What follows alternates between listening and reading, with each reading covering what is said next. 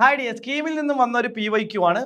ട്രിഗ്നോമെട്രിയിൽ നിന്ന് തന്നെയാണ് ചോദ്യം. സൈൻ 765 ഡിഗ്രിയുടെ വാല്യൂ എത്രയാണെന്നുള്ളതാണ് ചോദ്യം. ഇപ്പോൾ സൈൻ 765 ഡിഗ്രി എന്ന് പറയുമ്പോൾ നമുക്കറിയാം സൈൻ എന്ന് പറയുന്നത് ഓരോ കംപ്ലീറ്റ് റെവല്യൂഷൻ കഴിയുമ്പോഴും എന്ത് ചെയ്യും, റിപ്പീറ്റ് ചെയ്ത് വരും. സൈൻ ഒരു പീരിയോഡിക് ഫംഗ്ഷൻ ആണ് വിത്ത് പീരീഡ് 2π എന്ന് പറയുമ്പോൾ ഫുൾ സർക്കിൾ, അതായത് 360 ഡിഗ്രി.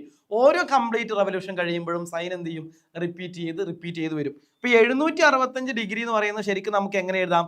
സൈൻ 765 നമുക്ക് സൈൻ 765 ഡിഗ്രീനെ നമുക്ക് സൈൻ എന്ത് ചെയ്യാം, 360 ഒരു കംപ്ലീറ്റ് റെവല്യൂഷൻ. 2 കംപ്ലീറ്റ് റെവല്യൂഷൻ ആകുമ്പോൾ 720 ആയി അല്ലേ. 720 ഡിഗ്രിയും പിന്നെ എത്രയാണ്, ഒരു 45 ഡിഗ്രിയും കൂടി ആഡ് ചെയ്യുമ്പോഴാണല്ലോ 765 ആവുക.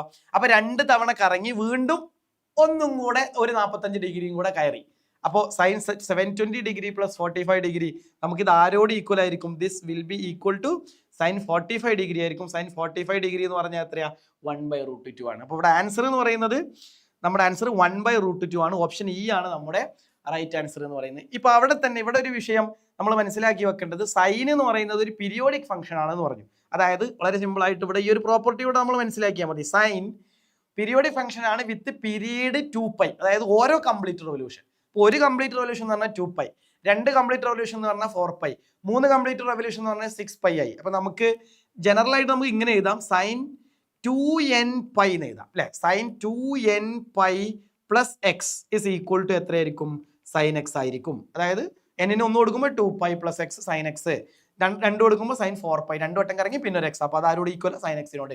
Sign 6π plus x sine x ഇങ്ങനെ എഴുതാം. അപ്പോൾ സൈനിന് മാത്രമല്ല, സൈനിനും കോസിനും സീക്കിനും കൊസീക്കിനെല്ലാം ഈ പ്രോപ്പർട്ടി സാറ്റിസ്ഫൈ ചെയ്യും. എന്നാൽ ടാനും കോട്ടും ആണെങ്കിലോ, അവിടെ ടാനും പീരിയോഡിക് ആണ്, പക്ഷെ ടാനിന്റെ പീരീഡ് എന്ന് പറയുന്നത് 180 ഡിഗ്രി ആണ്, അതായത് പൈ ആണ് വരിക. അപ്പൊ ടാനിന്റെ കേസിൽ നമ്മൾ എഴുതുമ്പോൾ, ടാനിന്റെയും കോട്ടിന്റെയും കേസിൽ എഴുതുമ്പോൾ നമ്മൾ ടാൻ nπ എന്ന് എഴുതുള്ളൂ. ഇന്റഗ്രൽ മൾട്ടിപ്പിൾ ഓഫ് പൈ ആണ് വരിക. അതായത് ടാൻ nπ പ്ലസ് എക്സ് ആണ് എന്ത് വരിക?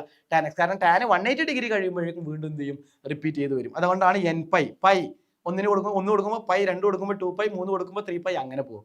സൈനിന്റെയും കോസിന്റെയും കൊസീക്കിന്റെയും സീക്കിന്റെയും കേസ് ആണെങ്കിൽ പീരീഡ് എത്ര വരും? 2π വരും. Okay, thank you.